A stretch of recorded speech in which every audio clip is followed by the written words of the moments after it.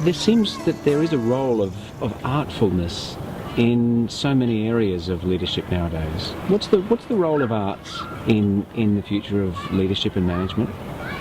Let's start with one of my favorite quotations by James Baldwin. He says, "The purpose of art is to lay bare the questions that have been hidden by the answers."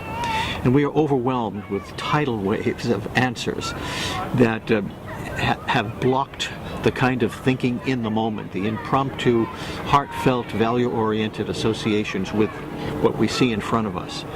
So we need to see what's behind all the answers that have been hurled at us and have been fixed in our minds and in the structures around us.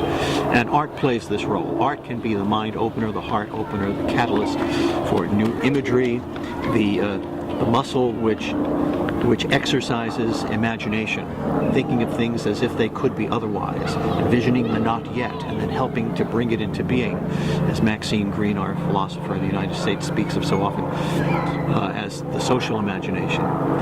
Thinking of the not yet, and then working to bring it into being. This is the role of the artist, but ultimately it's the role of every human being. It's the role of educators, and very particularly also the role of leaders. Does the role of artfulness going forward become more attuned to common sense? I ask this because people say common sense, it's not so common anymore. I hear that phrase a lot. Is creativity going to be used for us to return to a new sense of what the basics are in life? Through the spokespersons that we have working globally now, in terms of both Eric Booth and Ken Robinson, for example, and many others, we are underscoring that creativity lives within everyone and has a place for us in our everyday lives, in the most mundane ways, and also in dealing with the great challenges of our planet Earth at this time.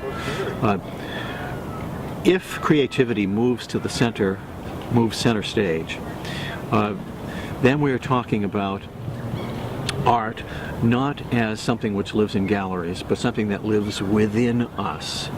And the terminology that I'm very fond of is that the work of art, the inner work that we do to produce art, or to think artfully under any circumstances, this inner work of art is actually, excuse the play on words, the formation of ourselves. We're creating the self. The inner work of art is the self.